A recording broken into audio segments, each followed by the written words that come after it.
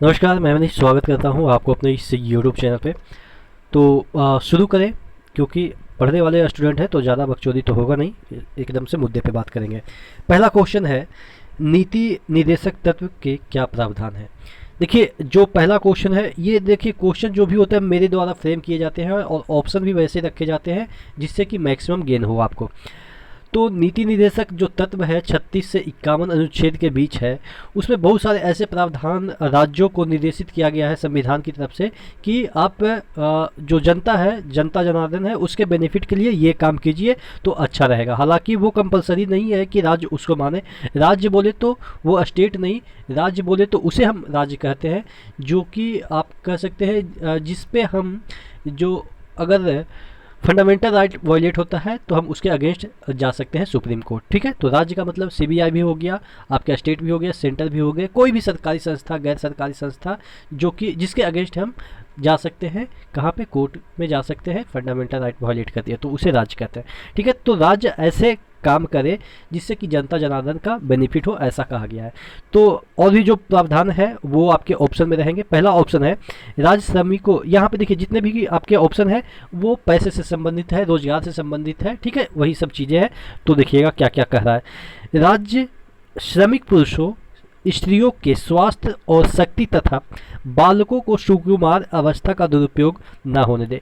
यानी कि राज्य को कहा गया है कि जो महिला है या पुरुष श्रमिक है उनका स्वास्थ्य वगैरह ठीक रहे, और जो बच्चे हैं वो जो किशोरावस्था है उनका शोषण ना हो। यानी कि मतलब होता है ना कि छोटे बच्चे में ही काम करवाए जाते हैं। तो ये सब कहा गया है कि ना ही पुरुष श्रमिक का शोषण हो, ना ही स्त्री श्रमिक का शोषण हो, ना ही उसके स्वास्थ्य के साथ शोषण हो, और ना ही बच्चों के साथ शोषण हो। ऐसा काम करना चाहिए। तो ये भी सही है। सभी नागरिक अपना योग्यता के अनुसार रोजगार पा सके, शिक्षा पा सके, बेकारी, बुढ़ापा, बीमारी और अंगहीनता आदि दशाओं में सार्वजनिक सहायता प्राप्त कर सके। दूसरा भी आप कह सकते हैं रोजगार से संबंधित ही है, क्योंकि अगर अपनी योग्यता के अनुसार उनको रोजगार नहीं मिलेगा तो बेरोजगार ही आप मानेंगे। ठीक है, तो राज्य को ये कह रहा है कि जिसका जितना योग्यता है उसके अनुसार आप उसको जॉब दीजिए। उसके बाद अगर कोई बुढ़ापा है तो वो ऑब्वियस है कि वो आदमी काम नहीं कर पाएगा, तो उसके लिए उसको पेंशन वगैरह दीजिए। या कोई अंगहीनता, यानी कि सपोज पोलियो मार दिया या ऐसा अवस्था हो गया कि जो काम नहीं कर सकता है, तो उस अवस्था में भी उसकी सहायता राज्य करे। ठीक है, तो यानी कि कहने का मतलब ये हो गया शिक्षा पा सके। तो कहने का मतलब ये हो गया कि टोटल रोजगार पे ही मैटर आ गया कि आप जैसा डिग्री है वैसा जॉब दीजिए। जो बंदा जॉब करने लायक नहीं बचा, जैसे बुढ़ापा हो गया या अंगहीनता हो गया, तो उसको आप सहायता कीजिए। ठीक है, तो ये सेकंड पॉइंट भी सही है। थर्ड पॉइंट है, व्यक्ति अपनी अनुकूल अवस्थाओं में ही कार्य करे तथा स्त्रियों को प्रसूतावस्था में कार्य न करना पड़े। यहाँ भी रोजगार से संबंधित है। देखिएगा, व्यक्ति अपनी अनुकूल अवस्था में ही काम करे। ऐसा नहीं है कि एकदम से गर्मी में लगाए पड़े हैं और एकदम से बेचारा एकदम से तबाह हो गया है, पसीने पसीने हो रहा है, उससे काम नहीं हो रहा है। यानी कि अगर आप काम करवा रहे हैं तो फैन वगैरह होनी चाहिए, अगर बैंक वगैरह है तो एसी वगैरह होनी चाहिए, क्योंकि सिस्टम वगैरह काम करना बंद कर जाएगा। गर्मी के समय में कुछ चीज़ें गड़बड़ हो सकती है। तो यानी कि जो आपके अवस्थाएं हैं, अनुकूल अवस्थाएं काम की जगह में, वैसा आपको प्रोविज़न करना पड़ेगा। ठीक है, तथा जैसे अब जो लड़कियां हैं वो गर्भावस्था में है तो वो काम कैसे करेगी। सपोज 8वां 7वां महीना में होगा, उसको झुकने में दिक्कत होगा, बैठने में दिक्कत होगा, तो उसके लिए राज्य उसको सहायता प्रदान करे। सहायता इन द सेंस कि छुट्टी उसको दे। ऐसा है कि जो गर्भावस्था में 2 महीना पहले 2 महीने बाद तक उनको छुट्टी मिलता है, विथ पेमेंट मिलता है।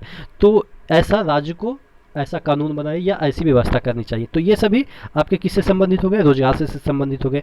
चौथा पॉइंट कह रहा है, राज्य का कर्तव्य होगा कि गाँव में व्यक्तिगत अथवा सरकारी आधार पे कुटीर उद्योगों का प्रोत्साहन दे। ऐसा राज्य को करना चाहिए कि अगर कोई रोजगार खोलना चाहता है तो उसको प्रोत्साहित करे। जैसे कोई सपोज गौ पालन कर रहा है तो उसको सरकार सब्सिडी दे। कोई अगर तालाब खुदवाना चाह रहा है तो उसको सब्सिडी दे। कोई समूह मिलके एक सहकारी उद्योग खोलना चाह रहा है, जैसे कि आप कह सकते हैं कि दूध वगैरह का जो प्रोडक्ट है वो बनाएगा गांव में, तो सहकारी संस्था बनेगा, उसके लिए बहुत सारे लोग जुड़ेंगे तो प्रोडक्ट बनेगा, तो उसके लिए सरकार उसमें अपना अनुदान दे। तो ये सब चीज़ें हैं, मतलब कि आप कह सकते हैं रोजगार से संबंधित। तो ये रोजगार से संबंधित 4 पॉइंट जो है वो आपके किस में आते हैं, डायरेक्टिव प्रिंसिपल में आते हैं। ठीक है, तो ये चारों ऑप्शन सही है। इसी तरीके से क्वेश्चन पूछे जाते हैं। आप देखेंगे कि जो एनटीपीसी में क्वेश्चन पूछे जा रहे हैं ऐसे ऐसे, इसमें से 4 पॉइंट तो मैंने आपको बता दिया, इसमें से 1 पॉइंट होगा जो कि आपका आंसर होगा, बाकी 3 पॉइंट उलूल जुलूल डाल देंगे। आपके जो फंडामेंटल राइट है उसमें से 1 पॉइंट डाल देंगे, उसके बाद बहुत सारे ऐसे संविधान में प्रोविजन है उसमें से डाल देंगे। ठीक है, तो आपको कंफ्यूज कर सकते हैं। तो यही सब तरीके है जो कि आपको मतलब डिफ्रेंशिएट करके याद करने का मार्ग होगा। ठीक है, अगला क्वेश्चन है काकोरी घटना में शामिल क्रांतिकारी। देखिए, काकोरी घटना में तकरीबन 50-60 लोग शामिल थे, लेकिन सभी महत्वपूर्ण नहीं होते हैं। हालांकि हमारे लिए तो सभी महत्वपूर्ण है क्योंकि हमारे क्रांतिवीर थे वो लोग, लेकिन जनरली जो एग्ज़ाम के पॉइंट ऑफ व्यू से जो मतलब कि महत्वपूर्ण क्वेश्चन पूछे जाते हैं वो जनरली राम प्रसाद बिस्मिल, असफुल्ला खान, उसके बाद चंद्रशेखर आज़ाद और रोशन सिंह, यही 4 ऑप्शन आपके रहते हैं। किस तरह से क्वेश्चन पूछे जाते हैं कि काकोरी घटना में शामिल क्रांतिकारी थे या कौन नहीं थे, 4 ऑप्शन दे दिए जाएंगे, कौन नहीं थे या कौन थे ऐसे दे दिए जाएंगे। अब जनरली आपसे दे दिए जाते हैं कि राम प्रसाद बिस्मिल थे, तो ये थे, यही तो सबसे बड़ा मतलब कि सूत्रधार थे। उसके बाद असफुल्ला खान ये थे, चंद्रशेखर आज़ाद थे और रोशन सिंह थे। बाकी राजेंद्र लहरी, फिर सचिंद्र थे, सचिंद्र बख्शी, केशव चटर्जी चक्रवर्ती, उसके बाद मुकुंद लाल गुप्ता, बनवारी लाल, मुरारी लाल गुप्ता, ये सभी थे। लेकिन जनरली आपसे यही 4 के बारे में पूछा जाएगा क्योंकि इसमें से 3 को तो फांसी दे दी गई थी, तो ये काफ़ी इंपॉर्टेंट हो जाता है। राम प्रसाद बिस्मिल को फांसी दे दी गई थी इसी काकोरी घटना के कारण, और असफुल्ला खान को फांसी दे दी गई, और रोशन सिंह को। ठीक है, अब इस तरह से चोरी होगा कहाँ पे, जब रोशन आदमी मतलब रोशनी होगा वहाँ पे तो चोरी नहीं होगा, तो इस तरह से याद रखेंगे काकोरी, चोरी, रोशन सिंह। ठीक है, बाकी तो ये सब याद ही रहता है, राम प्रसाद बिस्मिल, असफुल्ला खान और राजेंद्र प्रसाद चंद्रशेखर आज़ाद, ये भी थे, ये तो भाग गए थे। ठीक है, और ये खुद को गोली मार लिए थे, ये भी आपको पता है। ठीक है, तो ये चीज़ें आप याद रखिएगा। भारतीय नागरिकता कितने प्रकार से हासिल की जाती है? देखिए, खोई कितनी प्रकार से जाती है? 3 तरह से। ठीक है, 3 तरीके से। पहला, सरकार आपको नागरिकता आपका ख़त्म कर दे, या दूसरे देश की नागरिकता ले लिए हैं, और तीसरा आप नीचे कमेंट बॉक्स में कमेंट करेंगे कि कैसे खोई जाती है। ठीक है, अगर हम बात करें कि ली कितनी तरीके से जाती है, तो लेने के लिए आप कोई भी चीज़ लेने के लिए आप पंजा फैलाते हैं, हाथ फैलाते हैं। ठीक है, इस तरीके से पंजा फैलाते हैं, पंजा फैलाते हैं, कोई भी चीज़ लेने के लिए हाथ फैलाते हैं, यानी कि 5 उंगली होता है, तो यानी कि 5 तरीके से आप भारत की नागरिकता ले सकते हैं। कैसे कैसे? एक तो बाई बर्थ ले सकते हैं, यानी कि आपका जन्म यहाँ हुआ उस आधार पे। उसके बाद दूसरा तरीका है कि आपके पूर्वज हैं। ठीक है, तीसरा आप रजिस्ट्रेशन करवा सकते हैं। चौथा है नेचुरलाइजेशन, यानी कि 14 साल में कम से कम 5 साल भारत में रह चुके हैं और पिछले 1 साल से आप रह रहे हो।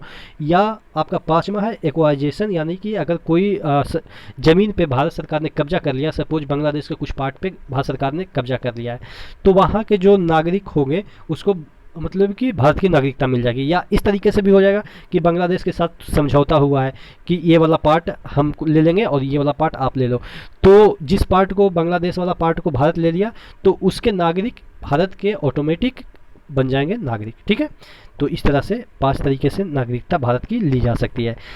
अगला क्वेश्चन है, भारत का पहला संगमरमर स्मारक कौन सा था या कौन माना जाता है?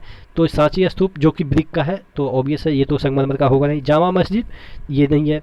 होशंग शाह का मकबरा, ठीक है, ये आपका प्रथम संगमरमर का स्मारक रहा। अब याद कैसे करेंगे? देखिए, संगमरमर काफ़ी चमकीला होता है, काफ़ी चमकीला होता है संगमरमर, तो होश उड़ जाते हैं देख के क्योंकि काफ़ी चमकते हैं। तो इस तरह से याद रखेंगे। होशंग शाह का मकबरा एमपी में जो है वो भारत का प्रथम संगमरमर स्मारक रहा। ठीक है, किस देश को अफ्रीका का विशालकाय कहा जाता है? यानी कि कहने का मतलब जेंट ऑफ अफ्रीका इसलिए कहा जाता है क्योंकि एकदम से मतलब कि आप कह सकते हैं भेड़िए की तरह यहाँ आदमी दिखेंगे, यानी कि बहुत आदमी है, कहने का मतलब इसलिए तो विशालकाय। आप देखेंगे बहुत भीड़ रहता है तो कहते हैं अरे विशाल जनसंख्या है। ठीक है, तो इसीलिए इसको कहा जाता है विशाल, अफ्रीका का विशालकाय कहा जाता है। किसको? नाइजीरिया को।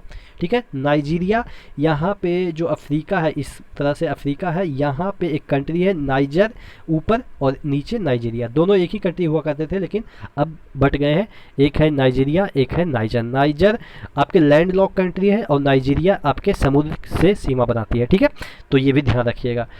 अगला क्वेश्चन है, चटगांव सस्तागार। अब देखिए नाइजर और नाइजीरिया में कन्फ्यूजन होगा कि किसमें ज़्यादा जनसंख्या। अफ्रीका का सबसे ज़्यादा जनसंख्या वाला देश कौन हो गया? नाइजीरिया, क्योंकि ये समुद्र के किनारे है और समुद्र के किनारे कोई भी चीज़ होती है वो डेवलप होती है, क्योंकि वहाँ से व्यापार करना काफ़ी सुगम हो जाती है। ठीक है, तो बात समझ में आ गई होगी। चटगांव शस्त्रागार छापे से संबंधित है। देखिएगा इसमें भी बहुत सारे व्यक्ति थे, लेकिन आपको मेन रूप से जो महत्वपूर्ण है उसी को याद रखना है। और ये कब हुआ था? 1930 में। याद कैसे करेंगे? देखिएगा चटगांव शस्त्रागार यानी कि छापा, यानी कि छापा मारते हैं तो कई बार बहुत कुछ मिलता है, कभी कभी कुछ भी नहीं मिलता है, यानी कि जीरो मिलता है, यानी कि लास्ट में जीरो होगा। ठीक है, इस तरह से ध्यान रखिएगा कि छापा मारते हैं तो कभी बहुत कुछ मिलता है, कभी जीरो मिलता है, यानी कि कुछ भी नहीं मिलता है, तो लास्ट में 3 जीरो है। ठीक है, अब इसके जो इससे से संबंधित जो आप कह सकते क्रांतिकारी थे, गणेश घोष थे, सूर्य सेन थे, लोकनाथ बल थे।